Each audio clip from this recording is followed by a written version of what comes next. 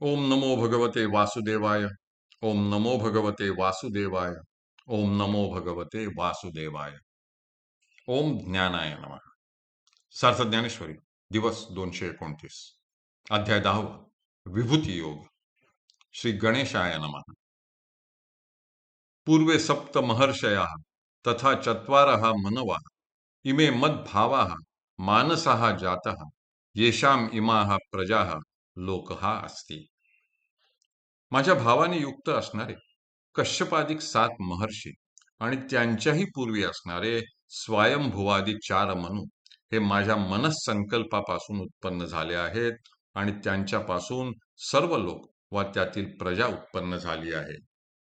तरी आघवाची गुणी वृद्ध जे महर्षी माझी प्रबुद्ध कश्यपादी प्रसिद्ध सप्तऋषी आणि काही सांगिततील जे का 14 आतुल मुद्दल स्वयंभू मुख्य वडील चारी मनो ऐसे हे 11 माझ्या मनी जाहाले धनुर्धरा सृष्टीची या व्यापारा लागोनिया.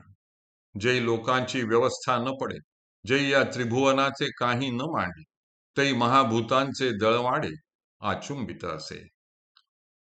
तैची हे जाहाले मग इही लोक केले, तेथा अध्यक्ष रचुनी ठेविले इही जन. तर सर्व गुणांनी संपन्न असलेले महर्षींमध्ये प्रबुद्ध असलेले कश्यप आदी जे 7 प्रसिद्ध ऋषी आहेत व आणखी जे मुद्दल म्हणजे मूळ 14 मनु आहेत, त्यातील स्वयंभू आदी करून 4 वडील व मुख्य मनु आहेत ते तुला सांगतो.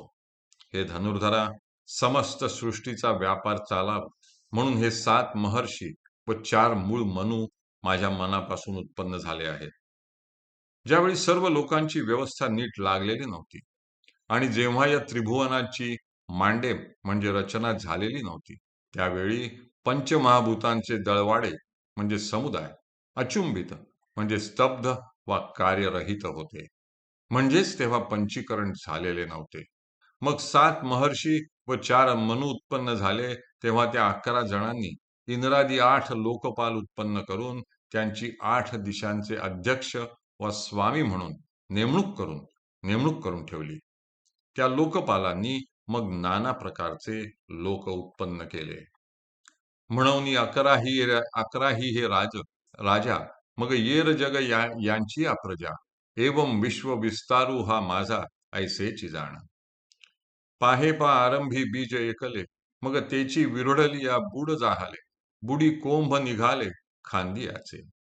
खांदियापासून अनेका फुटलिया नाना शाखा शाखास्तव देखा पल्लव पाणी. पल्लवी फूल फळ एवं वृक्षत्व जाहाले सकळ ते निर्धारिता केवळ बीजची आघवे. म्हणून अत्री, भारद्वाज, गौतम, जमदग्नी, कश्यप, वसिष्ठ व विश्वामित्र हे 7 महर्षी आणि 4 मन्वंतराचे व कल्पांचे स्वयंभुव स्वरोचिष उत्तम व तापस वा यज्ञ हे 4 मनु हे 11 जण राजाप्रमाणे असून मग बाकीचे येर म्हणजे इतर सर्व जग यांची प्रजा आहे. अशा प्रकारे विश्वाचा हा सर्व विस्तार माझाच विस्तार आहे असेच जाण म्हणजे ध्यानात घे. असे पहा की आरंभी बीज एकटेच असते, मग त्यालाच अंकुर फुटल्यावर त्याचा विस्तार होऊन बुंधा तयार होतो व त्याच बुडातून फांद्यांचे कोंभ निघतात.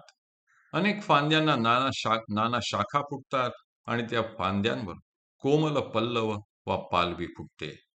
पालवीपासून फुले व फळे उत्पन्न होतात.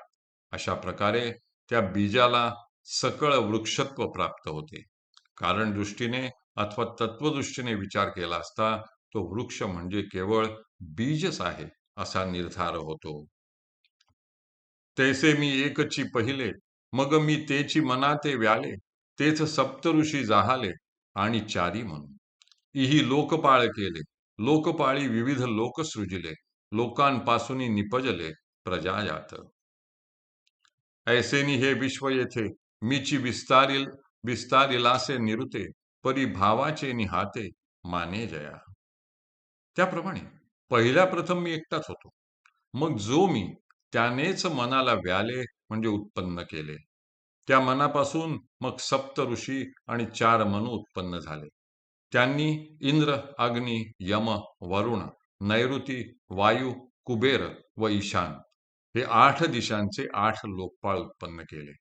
आणि लोकपाळांनी विविध लोक सृजिले, म्हणजे विविध लोकांची रचना केली आणि त्या लोकांपासून अखिल प्रजाजात म्हणजे समस्त प्रजा निपजली, म्हणजे उत्पन्न झाली.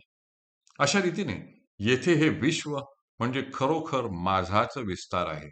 परंतु हे विश्व म्हणजे मीच आहे असा ज्याचा भाव आहे त्यालाच हे मान्य होईल.